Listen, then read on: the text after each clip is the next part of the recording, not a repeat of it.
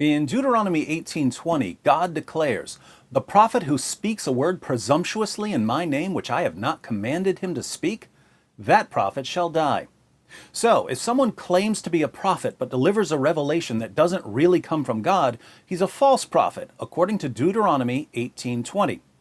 In the history of at-Tabari, volume 6, page 111, Muhammad confesses, "I have fabricated things against God and have imputed to him words which he has not spoken." So, Muhammad, who claimed to be a prophet, admitted that he delivered a revelation that didn't really come from God. If both of these passages are correct, party's over, Muslims. Your prophet was a fraud, a fake, a phony.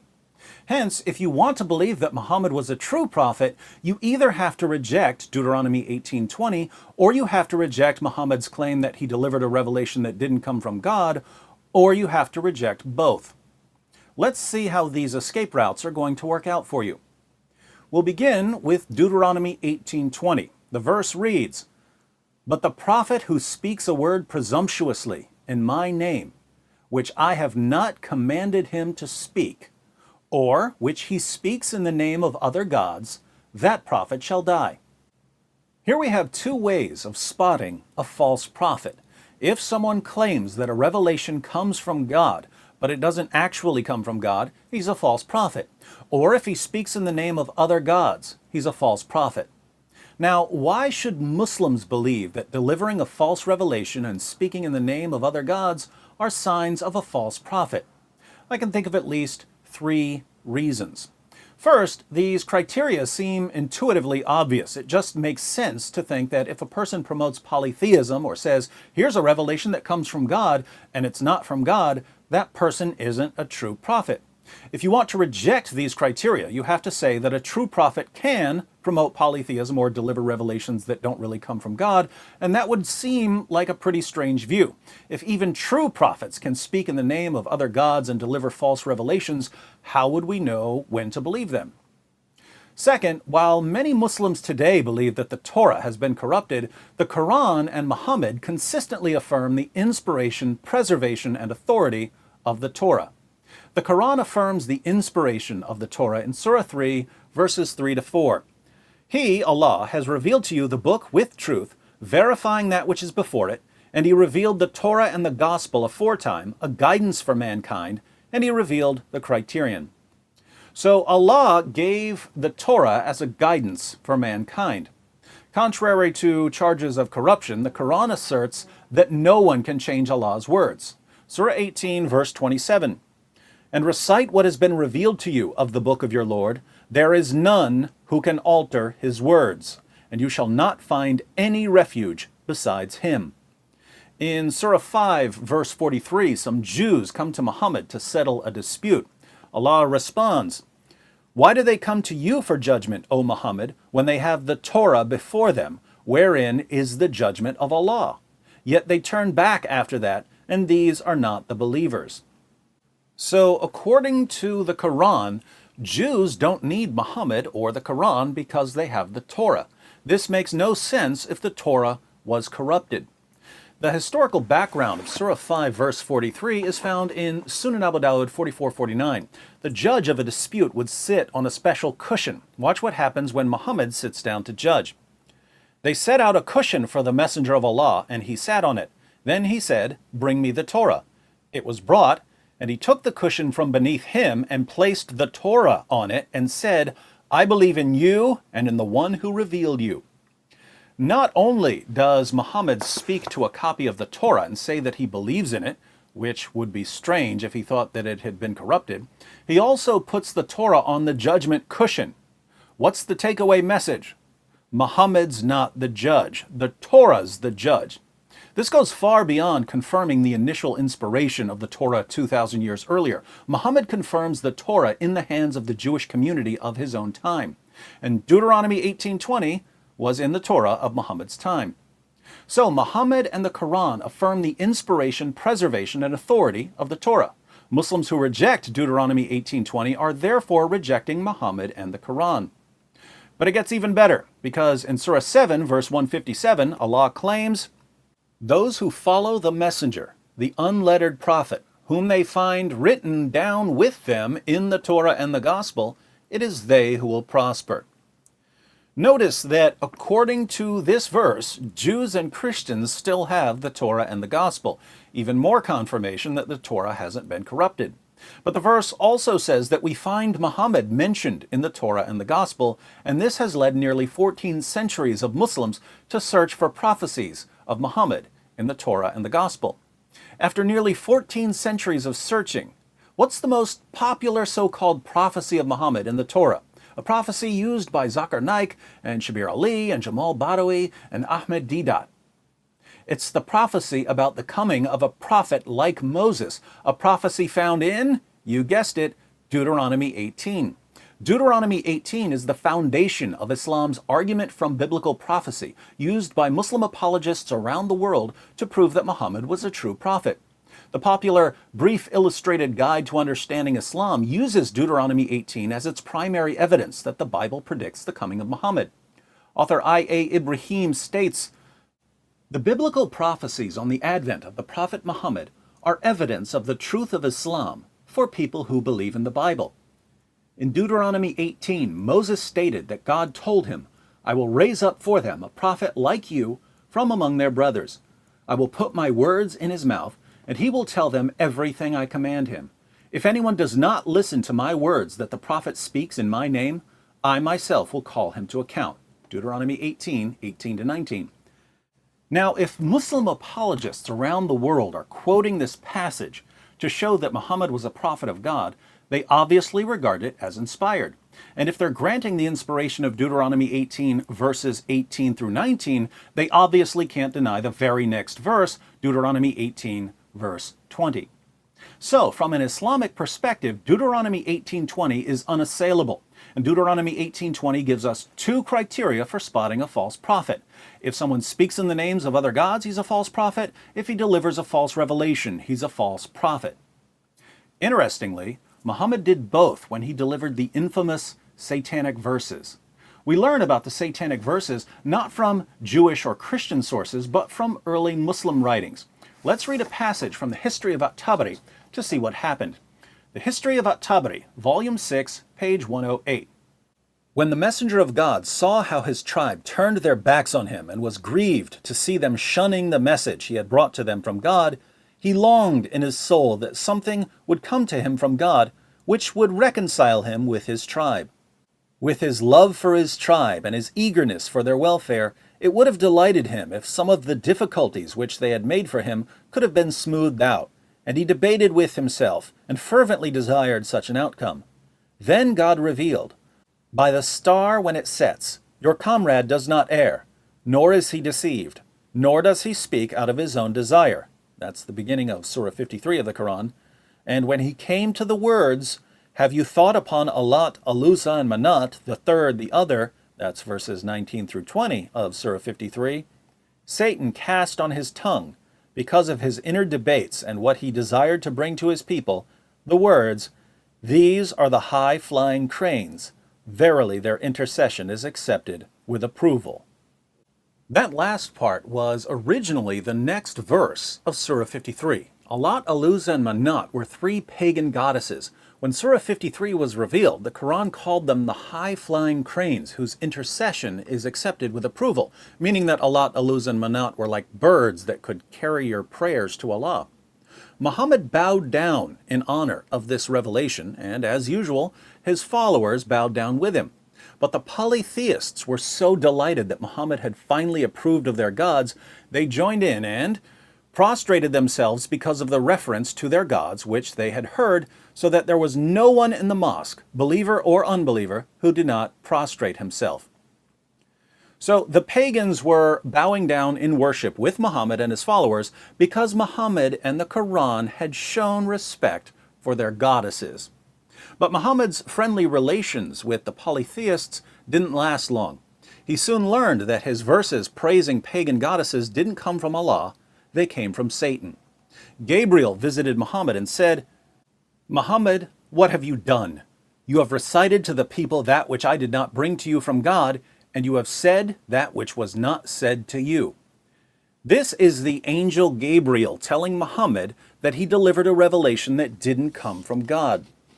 Saddened to recognize his treachery against Allah, Muhammad lamented, "I have fabricated things against God and have imputed to him words which he has not spoken."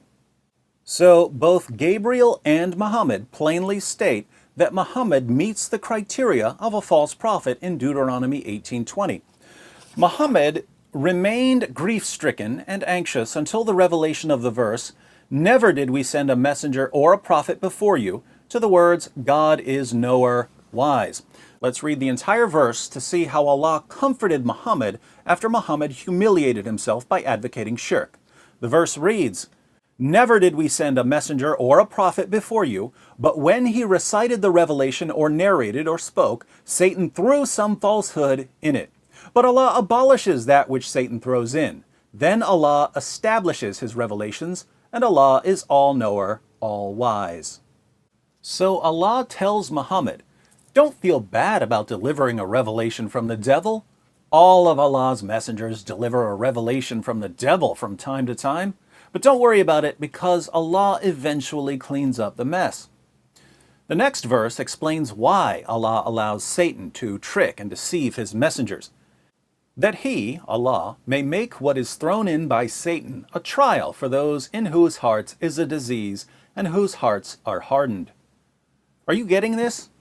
Allah lets Satan deliver false revelations through Allah's true prophets in order to test people.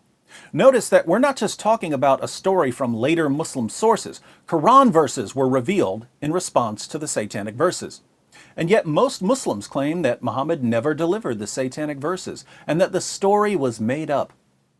The problem is that there are tons of sources reporting various versions of this story. I have 37 Muslim sources reporting the satanic verses affair, and these sources can be traced back to some very important early Muslims.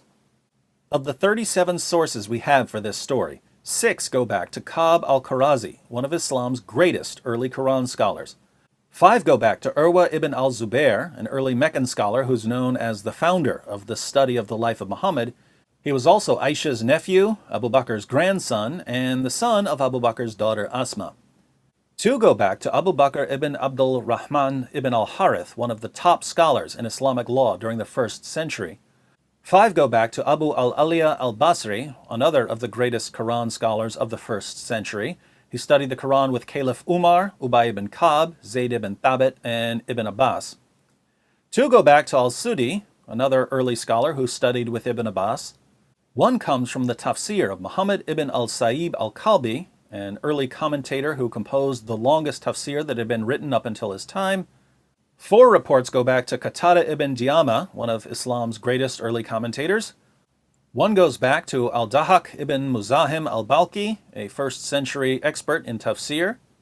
1 goes back to Ikramah, a slave of Ibn Abbas and an expert on the life of Muhammad.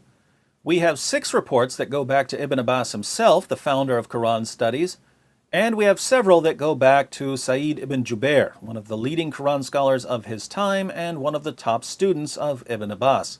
Some of Ibn Abbas's narratives go through Sa'id ibn Jubair. So this story is all over the early Muslim community. How did so many Muslim scholars get this completely wrong? As a general rule, if you're going to make up stories about your prophet, you're going to make up positive stories. You're going to make up stories about him performing miracles or something. You're not going to make up stories about him delivering revelations from the devil.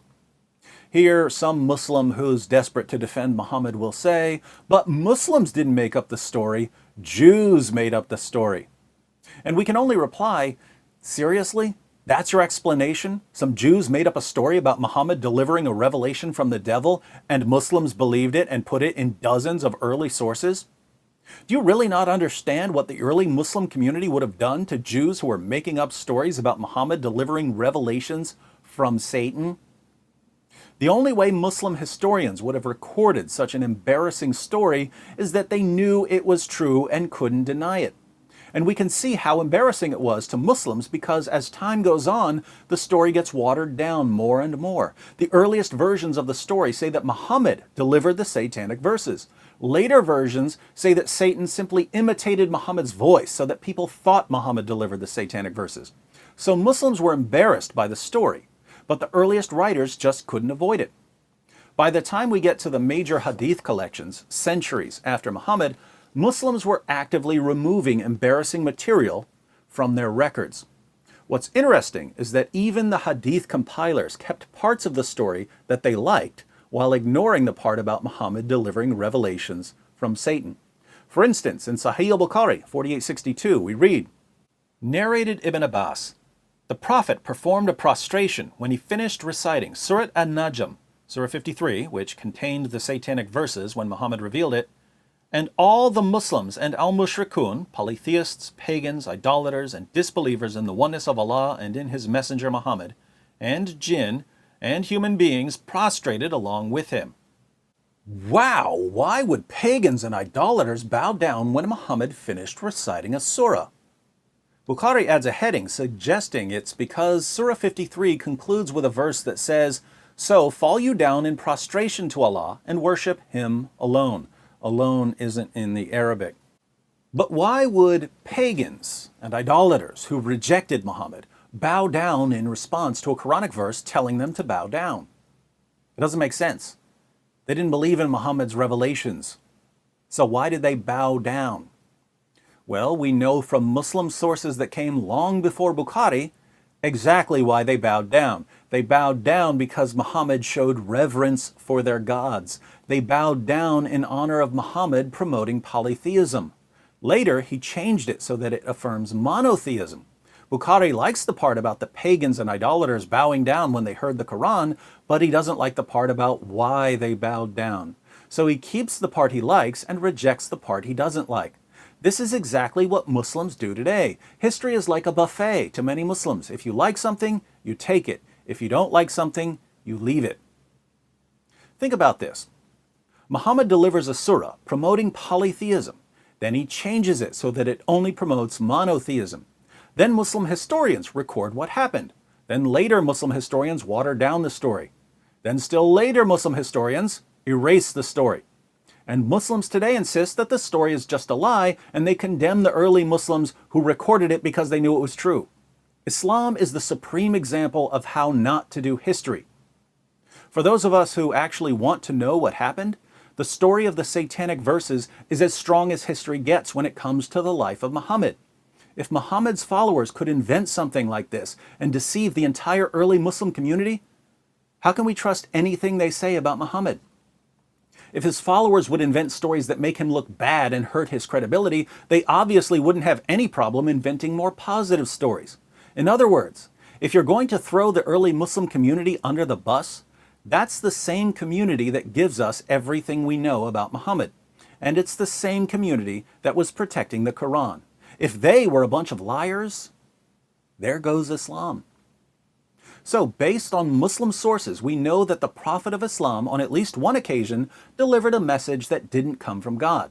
We also know that Muhammad, on at least one occasion, spoke in the names of false gods. Putting this together with the criteria for recognizing false prophets in Deuteronomy 18:20, we have the following syllogisms, which I call the Deuteronomy Deductions. First syllogism. 1. If a person speaks in the names of false gods, that person is a false prophet.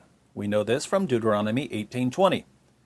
2. Muhammad spoke in the name of false gods. We know this from numerous Muslim sources.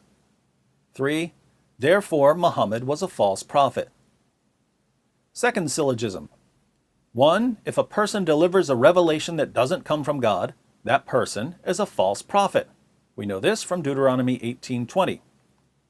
2. Muhammad delivered a revelation that didn't come from God. We know this from numerous Muslim sources. 3. Therefore, Muhammad was a false prophet. How can Muslims avoid the conclusion of these arguments?